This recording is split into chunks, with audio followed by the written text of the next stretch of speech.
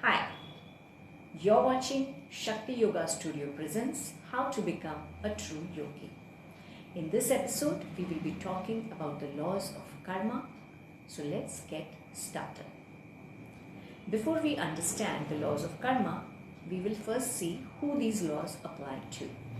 So obviously, they apply to all of us, irrespective of the religion, caste, class, gender, sexual preference, whether you're an atheist or an agnostic or an ascetic or a householder, or you do not know or you do not care, right? No matter what your category, these laws apply to all of us. Now, what is the first law of karma?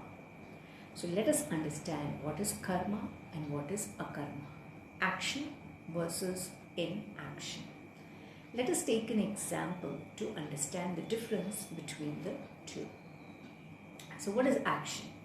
Now in my example, I'm working in a company and there's a crisis in the project, and one of my colleagues fixes this problem and the crisis is handled. Now I'm the lead for the team. When I talk to my manager, I portray as if I am the person who has fixed this problem. The manager is very happy with me. Great. I'm also very happy because now I'm in the good books of my boss. So what is my action here? I have explicitly taken credit for the work done by somebody in my team. Now let us take a similar scenario but a different reaction. So again, there's a crisis in the company, there is a delivery date is tomorrow, something needs to be fixed, somebody in my team does that. Some days later, when I am in a meeting with my boss, I realize that my boss assumes that it was me who has fixed the problem. Because probably the boss has a good impression about me, maybe because before I have done such things. Whatever be the scenario, I realize that he thinks it is me. And though I have not explicitly or implicitly tried to portray that it was me, but since he assumes, I say that okay, it's not me who has done it. If he assumes, it's good for me and I let it pass.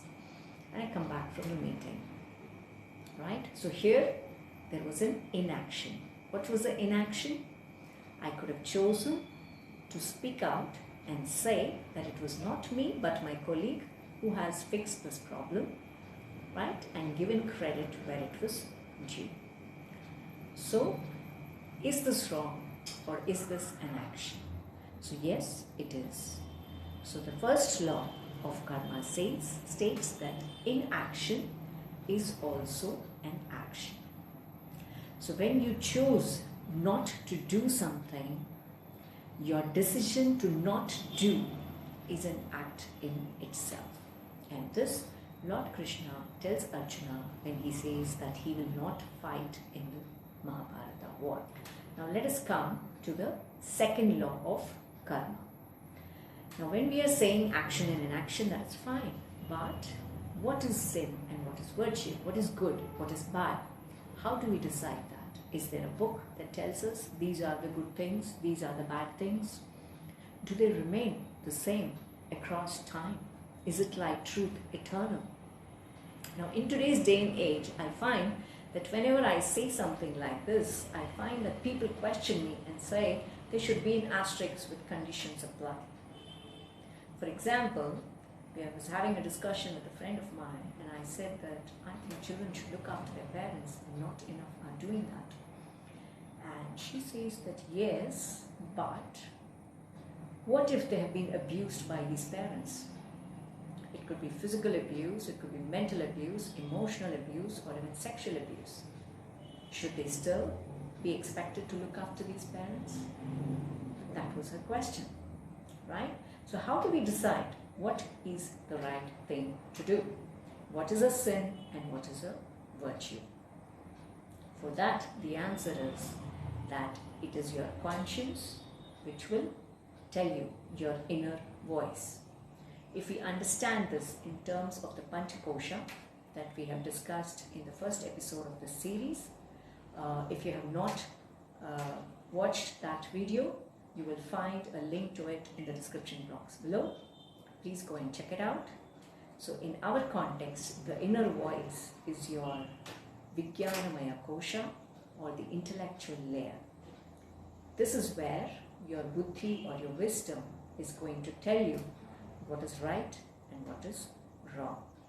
Now let us come to the third law of karma.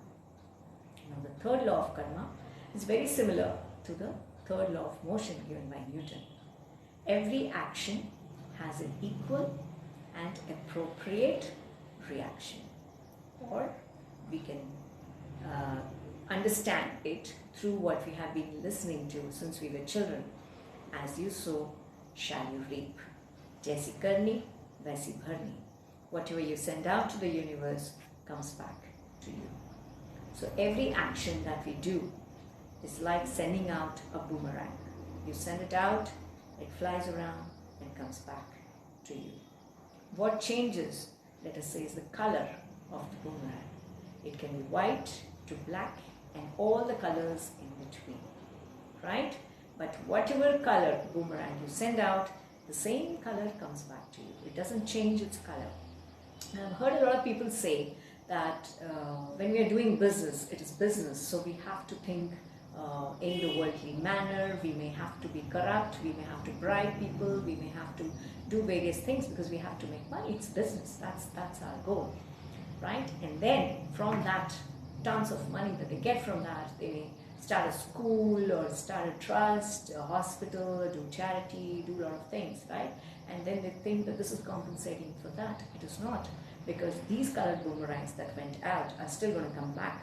And yes, the good stuff that you do, those are also the actions that are going out as a boomerang, and they will come back to you as well.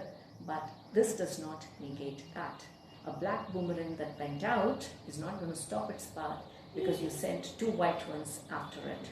The white ones will come, the black one will also come. So you will reap whatever you have sown. Right? Now let's move to the fourth law. Now in the fourth law, there is an answer to a question, and the question is put by Arjuna to Lord Krishna. He says that when we know, right, when our inner voice is telling us that we should do good deeds and we should not sin, why is it that we end up still doing sin or sinning? And so he says that this is because of Rajoguna.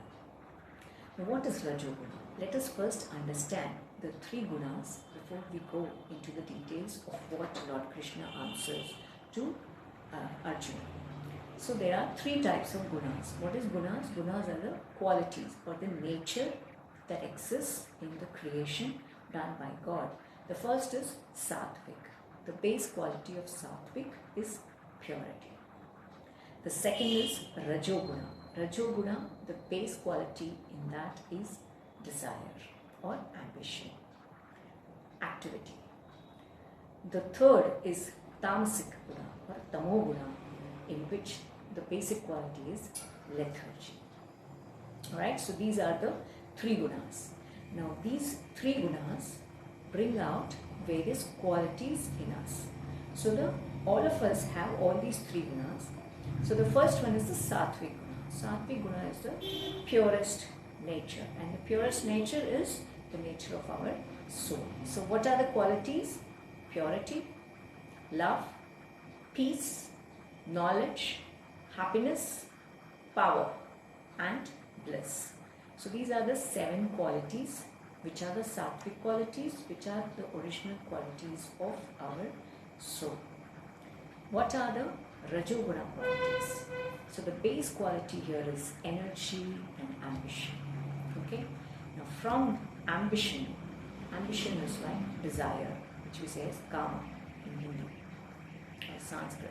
So the base desire is base qualities desire.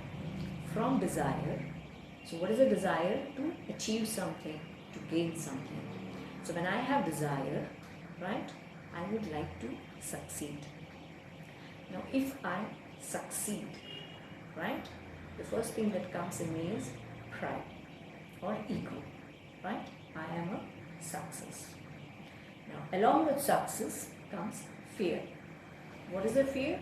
Fear is of letting go or losing the success that I have. I want to continue to be a success lady, right? Now on the other hand, if supposingly I fail, then there is going to be envy or jealousy against people who have succeeded, right? And there is going to be anger.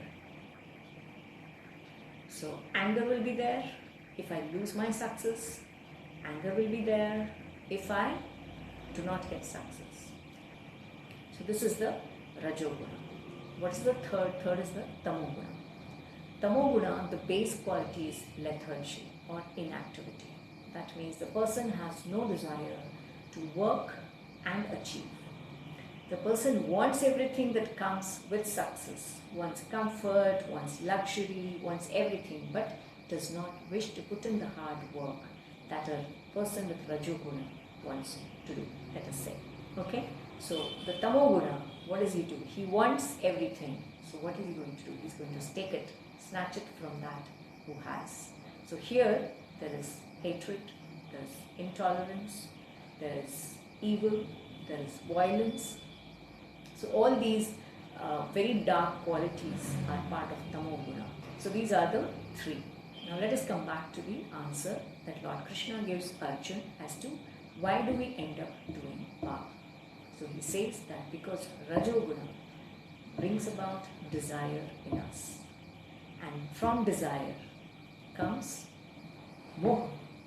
There is attachment. When I am successful, I am attached to the success. I do not want to let go of it, right? And if somebody is trying to take it away from me, there is krodha, anger, right? And once there is anger, buddhi is gone. You cannot think straight. And when you cannot think straight, all the knowledge that you had is useless. And then you start doing all the things that are not necessarily right in order to hold on to the success that you have got. Now let us move on to the next law of karma. That is, how does a person attain moksha or liberation? Because as I said, everything that we do goes out like a boomerang and comes back. Now if I want liberation from the cycle of birth and death, right? So I am born, when I die, I have an account that is settled. Some of the boomerangs have come back to me, the others are still flying. And when I take on the next costume, the next birth, then some of them start coming back to me. And from the moment I am born, I have started doing karma again. So I am continuously sending on boomerangs and continuously getting them. So from Janma to Janma, they keep coming back. Some come back immediately, some take longer time, maybe days, weeks, years, and some might come across Janmas as well, or different births that we take. So how do we attain liberation? Because we cannot stop the cycle of birth and death until all of those boomerangs have been received by us. So here is where the Karma Yoga comes into the picture. And any actions that you do not go out as a boomerang. Now how is that possible? Right? That is possible when you do the karma like a yogi. How does a yogi do a karma?